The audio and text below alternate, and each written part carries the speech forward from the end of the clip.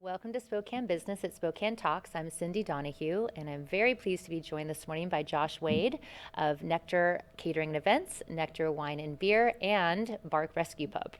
It's great to be here. Thanks for having me. Good to see you. It's a lot to say all the things that you do. I know I should have picked shorter names for the businesses. People just know it as Nectar and Bark, in generalities now, of course. Right, of course we do, because I love to go and get my candied bacon at Nectar at Kendall Yards. So why did you start Nectar in the first place, or how long ago was that? Well, it was interesting. It was 2009. I read a book by Gary Vaynerchuk called Crush It, Why Now is the Time to Cash In on Your Passion. It's one of those, inspirational, motivational books. It was about content marketing. And my passions at the time were, wine and coffee. One wakes me up and one puts me to sleep, and there's a cyclical pattern.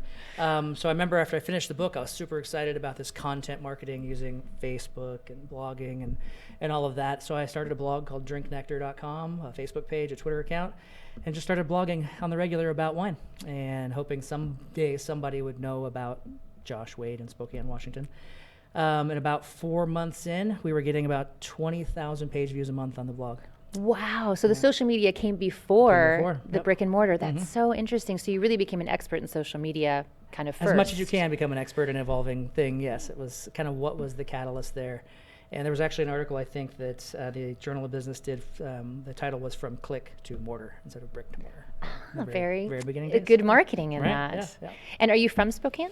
I am 48, and I've been here 40 years, so I pretty much am from Spokane, yes. We'll just call it that. And what did you do before Nectar was around? What were some of your other passions? Man. I have been a musician and worked at a music store. I was a youth pastor and worship pastor for 6 years. I was in corporate communications at Bank of America just prior to starting Nectar. You're busy. And now, and now you started Bark Rescue Pub. So tell me about that. So Bark Rescue Pub was something that my fiance and I, we were out to drinks with some friends, and we heard a gentleman at the end of the bar talking about he wanted to open up a brewery that also had a tie-in with his passion, which was adoptable animals, adoptable dogs. And we interjected our conversation with him, and I just obsessed over the idea from that on. I couldn't believe it. And then did some Google, some research, and found a place in Tigard, Oregon called Fido's Tap House.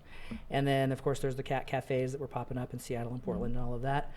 And at the time, Katie and I were working out at the Y, and so our traffic patterns had changed. We would drive by the old Blackbird building and saw that it was available. So I scheduled a time with an agent to meet it, go back into space, and it was a perfect space for the concept.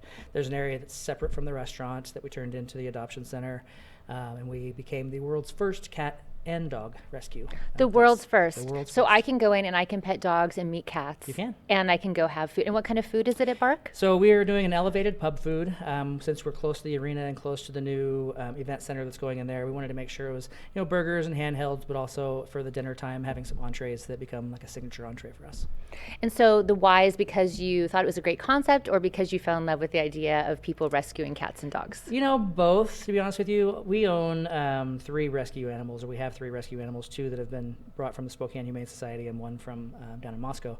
And so we are passionate about that as well. And so I think it's kind of that combination of doing something that's socially good. We didn't necessarily need the money. Nectar has been great. Spokane's been great to Nectar. And so this is a way for us to give back. So we actually, so far in the first 2 months, have donated back to the Humane Society over $4,000. Wow. And I've seen 221 adoptions since yesterday.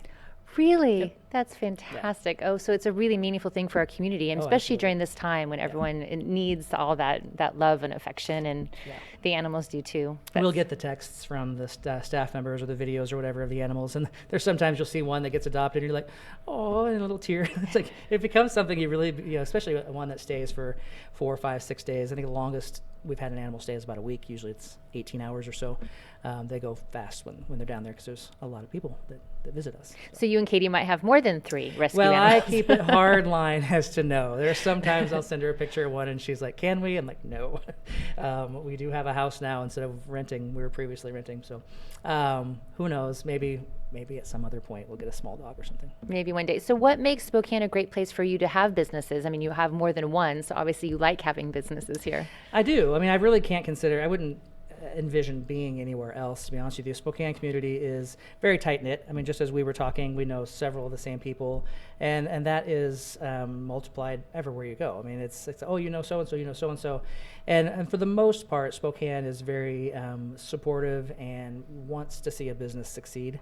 They understand that there's a lot of, passion and finance that goes into this for people. And so you just watch it on social media and people are, have you been to the new place? And it just multiplies from there. Yeah, I think we do. We root for our businesses, and especially when we know the owners, and we want them to succeed. I think that's true. Absolutely. What do you think has been the biggest obstacle as a leader in leading these businesses and trying to succeed? What's been difficult for you?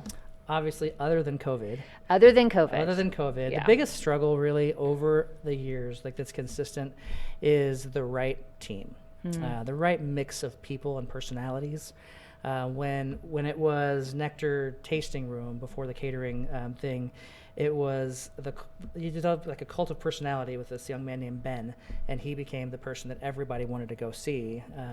And now he's like a rock star in LA, and he's tattooed all up, and so he's young enough to pursue that dream, and then still get into wine, at some point later in his life. And then with the catering side, that first year and a half we had the catering company, it was just too much clash and personality conflicts. And so when you get the right mix of people, it's almost like taking a breath. And you're like, wow, this actually feels fun again. And so you evolve and you go through those things. With Nectar and Kendall Yards, during COVID, the pressures that kind of were on people really affected those people. And so when you have a new mix of people that come in, it feels like you can breathe. And there's just that sense of balance. So that's really what it comes down to, is the struggle to have that right mix of people.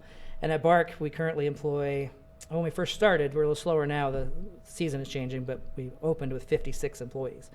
And so it's like getting that right mix of 56 is you're going to have those conflicts that start and they bubble up pretty quickly, and then you can get back to getting the business of work done.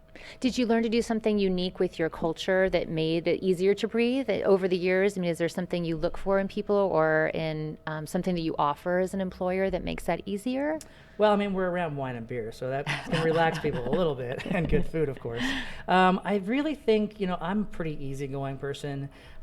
Katie is a very creative person and very easygoing as well. And so it's sometimes you get forced in the position where you have to hire to fill the position. You don't really think it through about that person's personality. So it's really, you have to get to know the person's personality. And if they're not being fake when you're interviewing and we're talking to them, then you can get a general sense of that with people. Yeah, I mean, it's a team is really about people, right? Yep. It's a relationship like anything else. And how did you and Katie meet?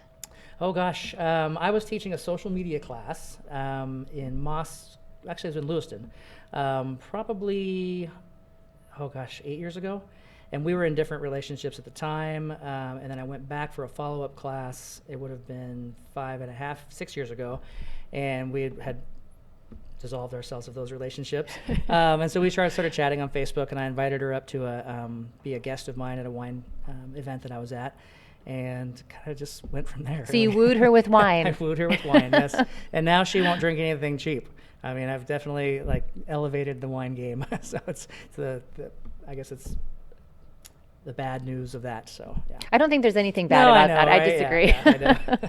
So if there was something you wanted our community to know about Bark Rescue Pub or about Nectar, what would you, or both, what should we know during this time, how we can support you as a business? I think during this time specifically, Nectar Wine and Beer, believe it or not, has had its best quarter ever. Wow. And Jeff, the general manager over there, is like, "What? We live in a twilight zone. What is weird going on here?" So thank you for the support of that. The catering company downtown has had its worst year, obviously, ever. There's nobody having events.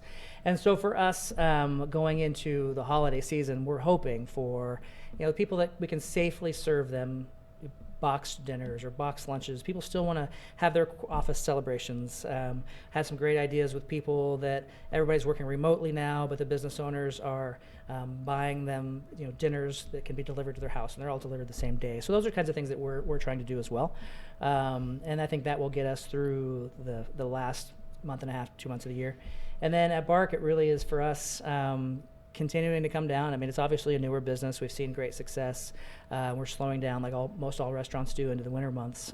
So we just want people to keep coming down and being patient. If we don't do it 100% right all the time, we're still learning that side of business too. So, but we can come down, eat, and we can meet the cats and the dogs. Come down, eat, meet the cats and dogs, and take one home if that's something that you want to add to your life. Right. Yeah. But no more for you for now. No more for me for now. Well, thank you for coming on Spokane Business. It's really nice to get to know you a little bit. Thank you. You too. Thanks. When we opened the doors the first day, we started with a counter full of maybe a dozen selections of a dozen cupcakes. We sold out, and it just went crazy from there. I'm Sally. I run Sweet Frosting's Blissful Bake Shop downtown Spokane. It's almost 40 years of baking for me. We now do between 1,000 and 2,000 cupcakes a day. The variety of cupcakes is kind of like the variety of services that STCU provides for us. Since we opened this site in 2014, they've been our banker. We are producing for 4 stores right here, so we have 35 to 40 employees at any one time. There's an STCU close to virtually every one of my stores, and every time I get a new employee, that's the first place we send them. STCU is such a good fit. It's just so convenient for me to have them as neighbors. They are always so pleasant and always so helpful, and we have a lot of little needs. They've always been behind me 100%, so it's a good thing to have that partnership.